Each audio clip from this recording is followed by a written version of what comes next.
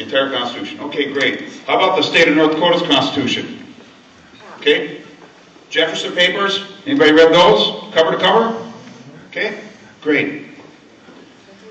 Does anybody know Article 1, Section 1 of the North Dakota State Constitution? Anybody tell me what it is? That happens to be our rights. Our forefathers that settled this state back in the 1870s, 1880s, wrote this. Article 1, Section 1 says, all individuals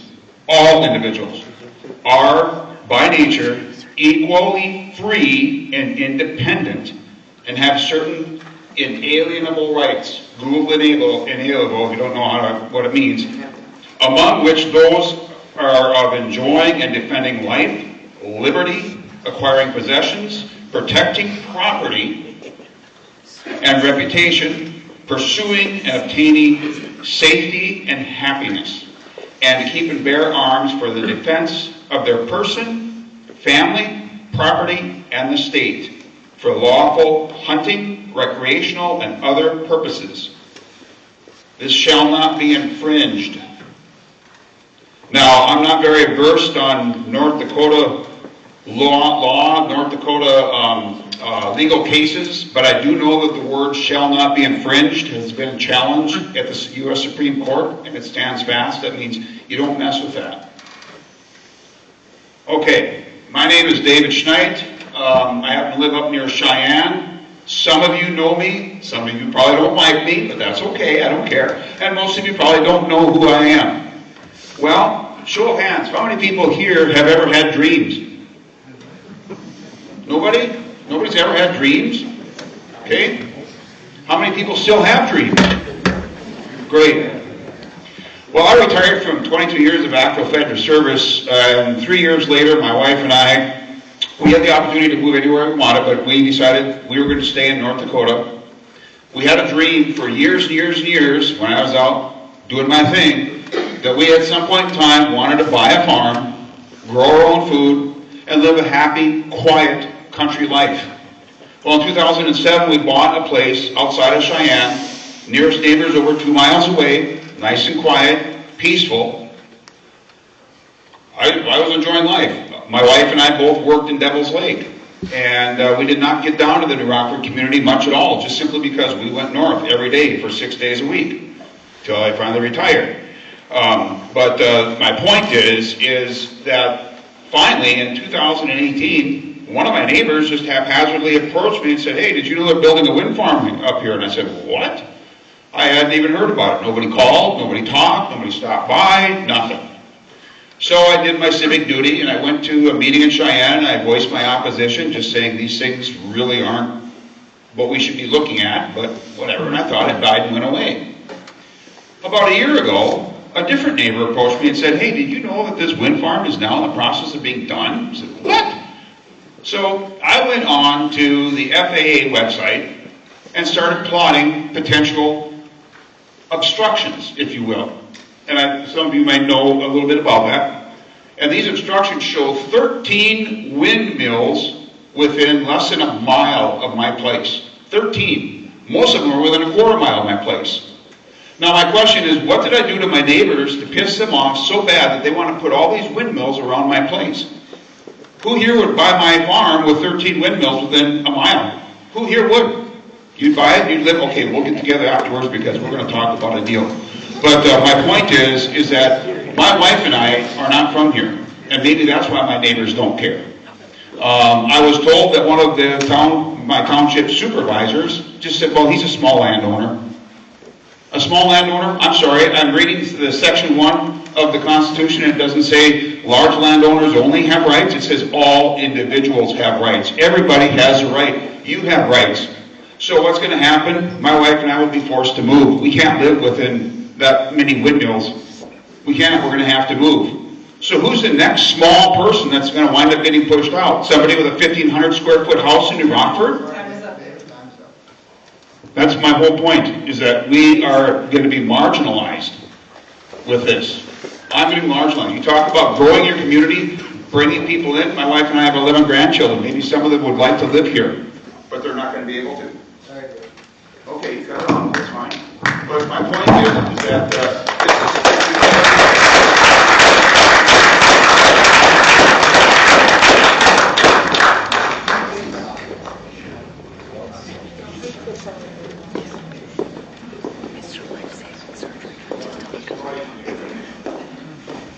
I'm Pete Leach. I was born in the Rockford Hospital 78 years ago.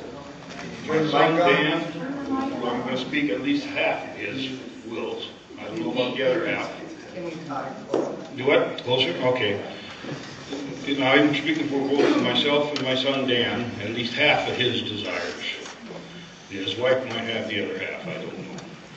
But we do not like the farm, the wind towers. He's got 3 of them coming in less than a mile from his mailbox.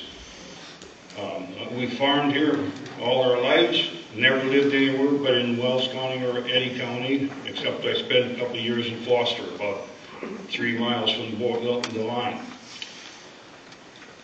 I don't know how many of you people, well, you talk, I'm in favor of at least pushing, not changing the distance the towers have to be at least a mile away or more. Of course, I'd rather not have them at all, but I don't want to see them any closer than that. I don't know how many of you guys want to go up and buy that farm the guy wants to get rid of, you know, and live there next to the towers. You know, it's okay if you live 50 miles away or 30 miles away or in town. And you talk about wanting to go with the state desire of 1,400 feet. The state, the farmers have been pushed back and back all the time because all the people live in the cities. And then they want to use their decisions to rule what we've got out here. And that's completely unfair as far as I'm concerned. You know, back about 40 years ago, I've had bald eagles in our trees a lot of years. And a young chip fell out and I took a hamburger for a month until it disappeared. I got 2 bald eagles out there last year yet, and I don't think they're going to stick around. I've got 3 bears. I live in town now. If them windmills come, I don't want them out on the farm. Is the city going to allow me to bring them in here? I'm 78 years old. I intend to live another 30 to 40 years.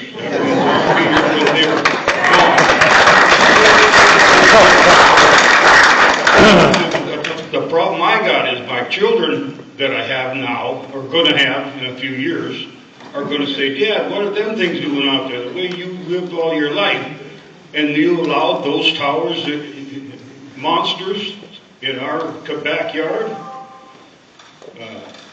I don't know. I may come up with an answer I can give them that can satisfy them. Well, that's about it. I got lots and lots more, but I can't even read myself. Thank you.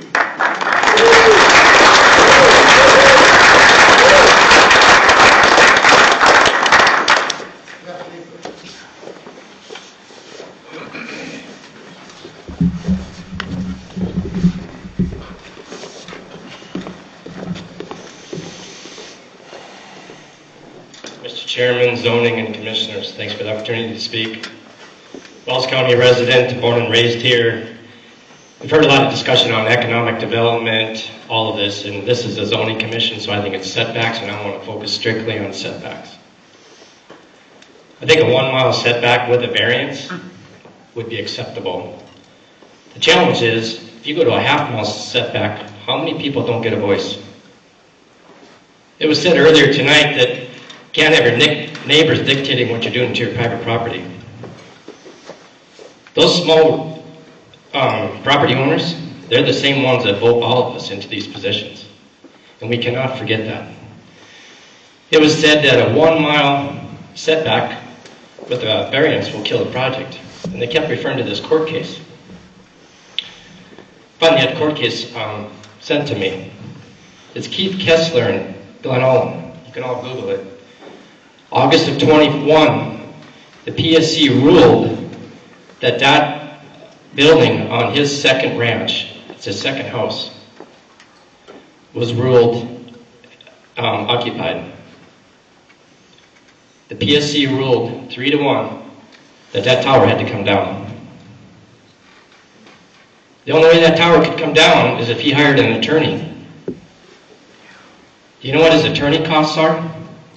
To date, I talked to Keith Kessler this afternoon, so these facts are fresh. They're at $250,000. The tower is down and is still laying on the ground 4 years later. So when you talk about the state has its best interest in mind, the PSC has its best interest in mind, I'm not speaking for any of them. I'm talking about my friend Keith Kessler. How well did the state and the PSC protect him? And I'm going to leave you with one question. How many of you have $250,000 in your pocket to fight corporate America on something that they were wrong on? Keith fought that occupied residence. It was supposed to be a 1,400-foot setback. It was 1,100 foot that they built it on. It was the second home that was freshly painted. I mean, we could get into this.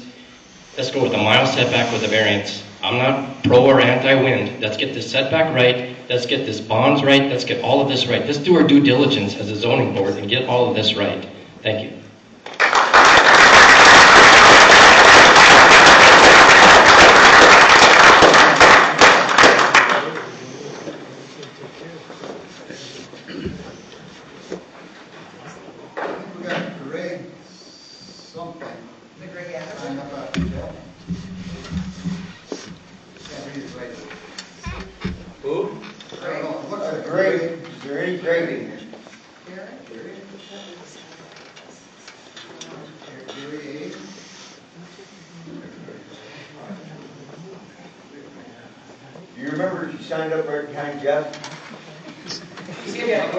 We'll go on and we'll come back. If somebody didn't get a chance to speak, we're okay. Todd Harrison.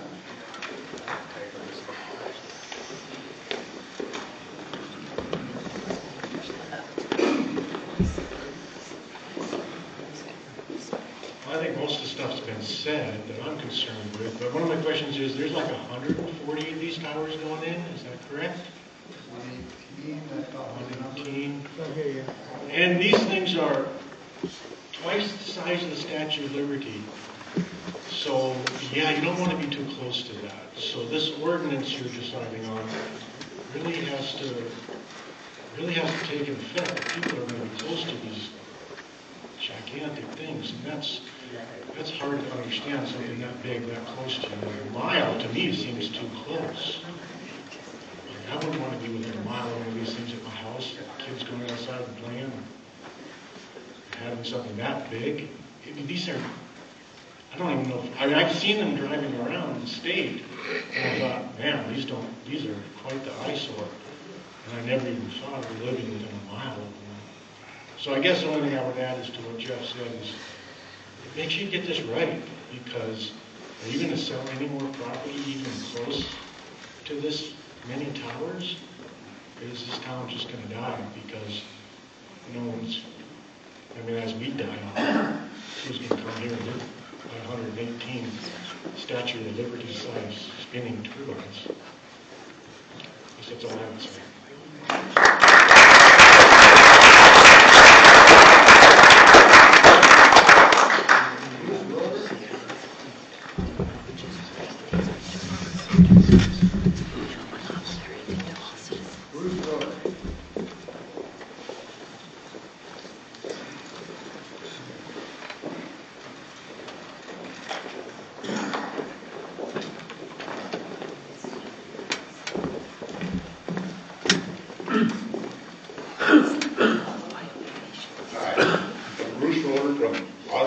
Dakota, but I was born and raised in Langland, never left, never will. We have wind turbines on our land. There's a lot of your concerns. Facts as I know it, a quarter mile is enough. We have an abandoned yard that a person bought and built a home.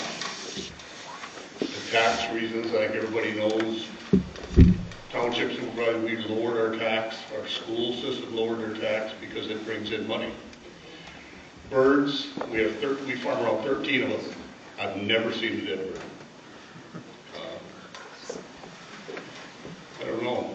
The mile is, to me, excessive. I can speak facts because we have them. I don't own any land down there. I know 2 people in the room. I was asked to be here to speak facts. I believe these are the facts. No dead birds, no excessive noises. Amy here? You were out with me, right? There was no noise, right? So the noise is not a fact in Langdon. The noise, birds, you know. Like I said, I don't have a dog in the fight. And if you want, anybody here wants, David will share my phone number and you can drive up and visit us. Like Amy did. We drove around on a Ranger, correct? You had your little camera out and, I don't know. We were, same as you, when it started, you're kind of concerned. How tall is it? What? How tall is it? Well, they just rebladed our nine of them on the land we have. I have 480. They're not as big as yours, but they're big. You see the picture the crane tipped over, that was in our field last year. How many of you guys are township supervisors? We went from 27 mills to 18. They repowered, you've seen that. They redid our roads, they're blading them today. We had our water truck, we're farmers. We had our water truck there today. We use the string roads for water truck, seed truck, hauling grain. Looks like a lot of farmers here.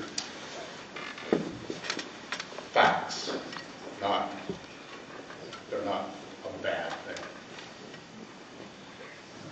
Well, all I got, your mile is crazy.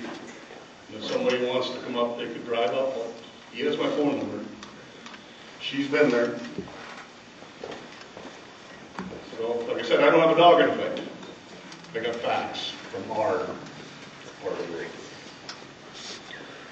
That's all I got. And I'll stand back there for a few minutes. And if everybody wants to come and talk to me one-on-one, I'll stand back there for 20 minutes. If nobody wants to come talk to me, I'll leave.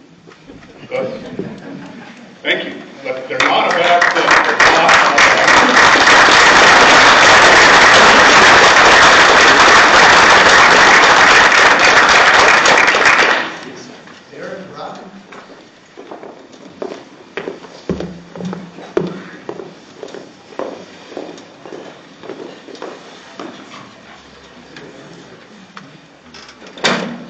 Good evening, Commissioners. My name is Derek Broughton.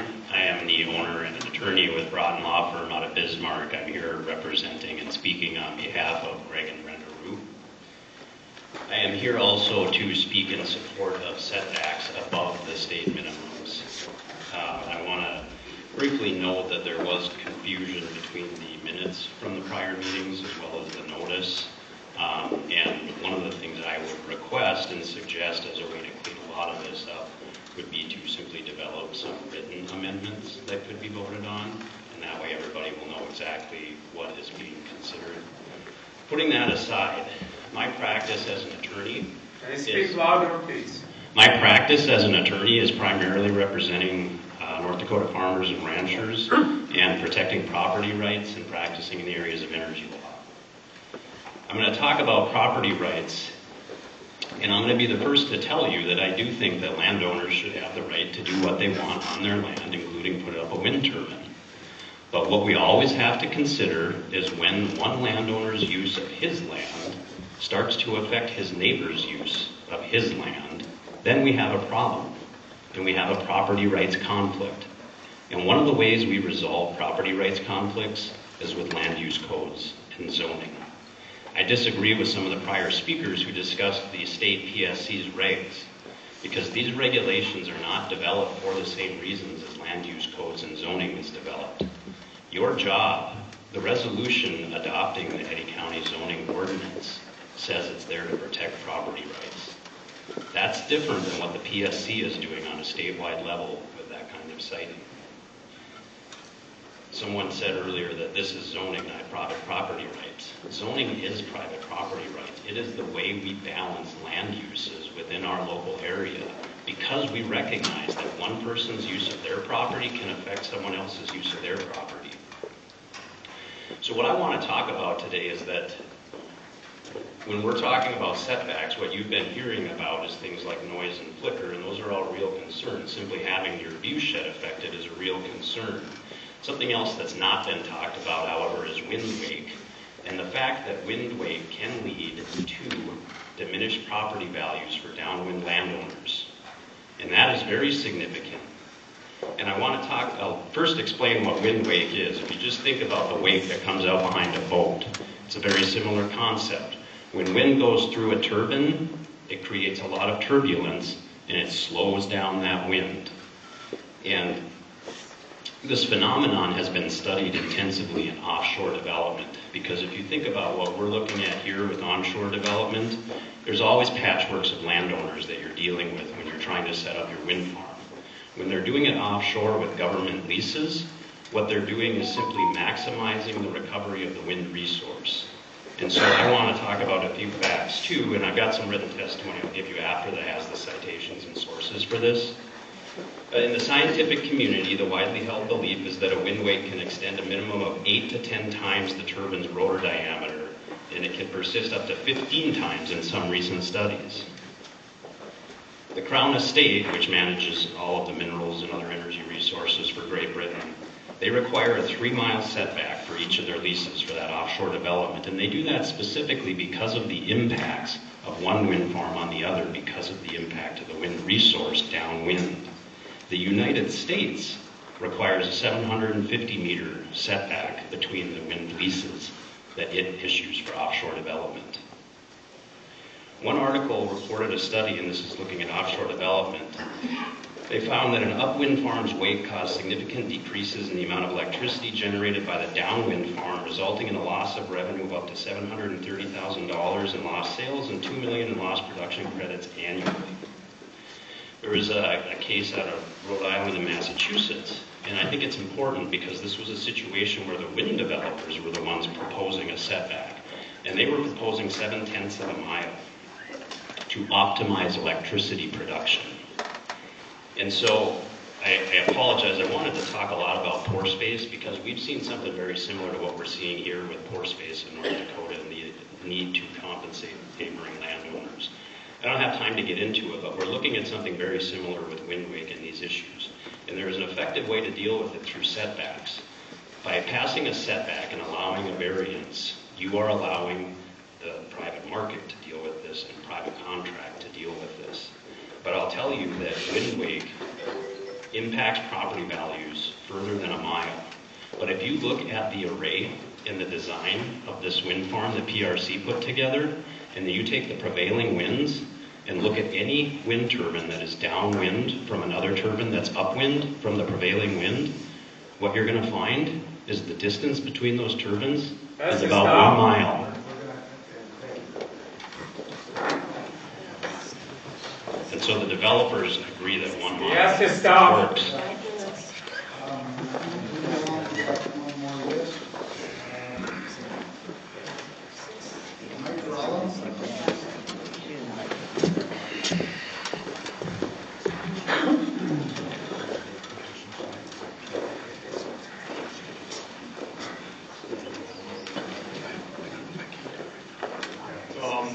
My name is Mike Grollo. I'm the Clean Energy Organizer for the Dakota Resource Council, and I'm also working with the BOLD project of Nebraska. And I was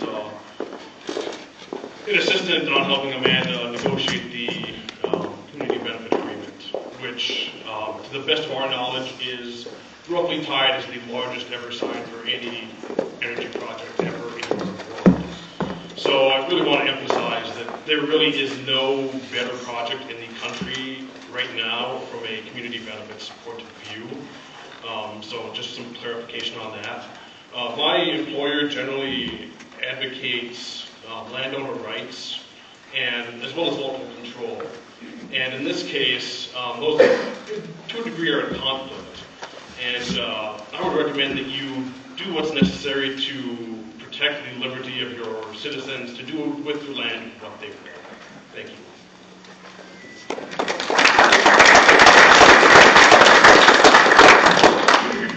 Ian Gillis.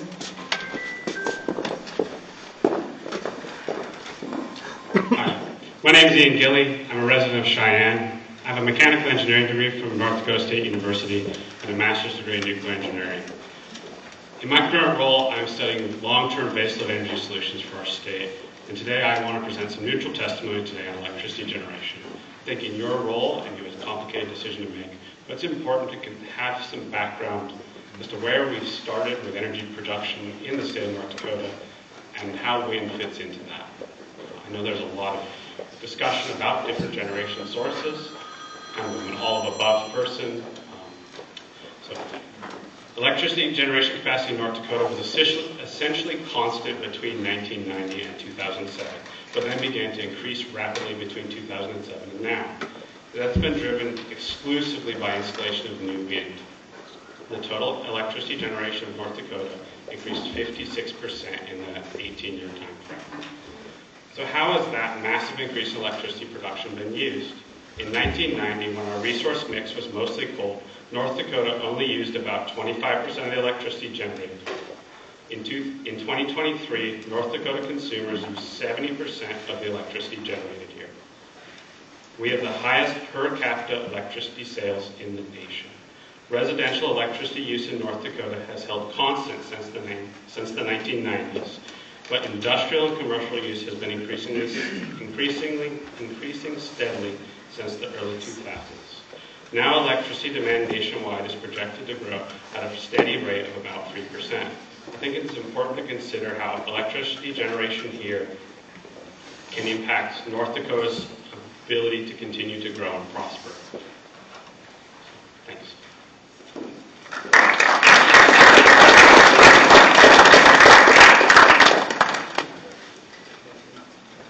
Larry Dander.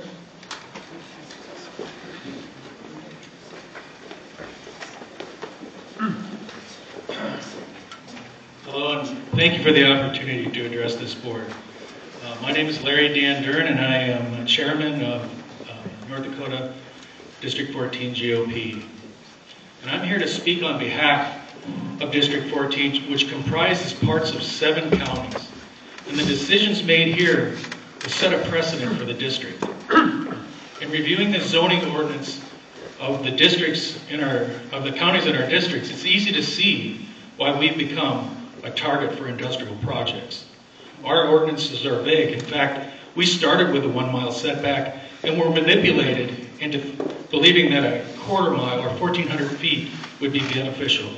Keep in mind at that time, we were looking at wind towers like where they have on Infinity Tower on Interstate, which is a 0.9 megawatt tower at 300 feet. What I'd like to remind this board is that the purpose of zoning board is to guide and limit development. We don't want a strip club next to our church. It's important that they focus on protect property values, ensure public health and safety, and to maintain the character of our communities. It's clear we're experiencing a divide in our county and our community. One side is trying to preserve their livelihood and assets, and the other side is attempting to persuade people with letters of intent as to the financial windfall of this industrial park, which I might remind you is not contractual. These are letters of intent. Take, for example, 2 adjacent property owners in which one will be enriched by the welfare subsidies of our federal government, and the other forced to deal with the consequences of diminished property values and the health risks associated with living near 650 to 700 foot wind generators. I believe that a proper zoning ordinance is essential to temper this division. It is critically important to represent property rights for both parties, not just suggesting I'm not suggesting elimination of this industrial project. However, if developers feel they're unable to comply with properly written ordinances that don't that does not mean this board should yield to their demands and compromise their duties. Stark County